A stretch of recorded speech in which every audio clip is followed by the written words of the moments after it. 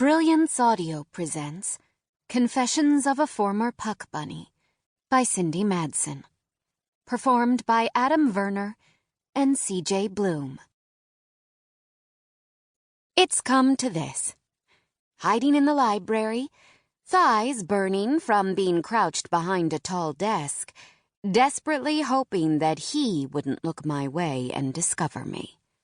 As I calculated the distance between me and the bookshelf, where I'd have better coverage, and the odds of not being seen while making a run for it, which was ironic, considering that being bad at math was the entire reason I was even in this situation in the first place.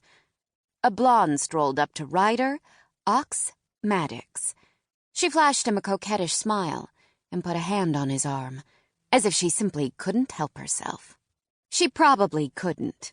It had taken a while for me to break the habit when it came to guys of the hockey-playing sort. Confession number 1. I used to be a puck bunny. Puck bunny, noun, puck bun e. A female ice hockey fan whose interest in the sport is primarily motivated by sexual attraction to the players, rather than enjoyment of the game itself. Yeah. The term can come across a little harshly, especially when spat at you by other women who most definitely didn't look at your efforts as a positive effect of the sexual revolution. Back then, I let the term roll off my back. In fact, I proudly claimed the title and the perks that came along with it. The hockey players knew me by name, I was invited to their parties, and the time I spent shamelessly flirting with them was fun. Until I broke the cardinal rule and fell for one of them. It wouldn't have been so traumatic if I hadn't been foolish enough to think that star winger, bad boy of the team, and all-around player Hudson Decker fell for me, too. The crash that followed made me examine my life, and I didn't like what I saw. Didn't like who I'd become, which was basically my mom, something I'd sworn to avoid. I thought I'd been smarter, that I'd been the one in control.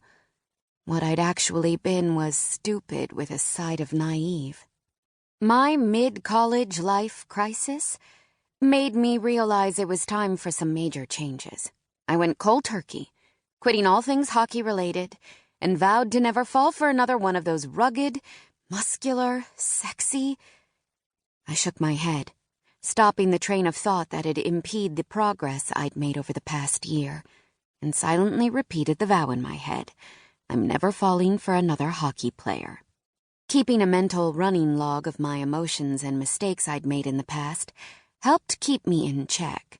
Lately, I'd had to remind myself of the hard lessons I'd learned more than usual. Because, for some reason, Ryder Maddox had set his sights on me.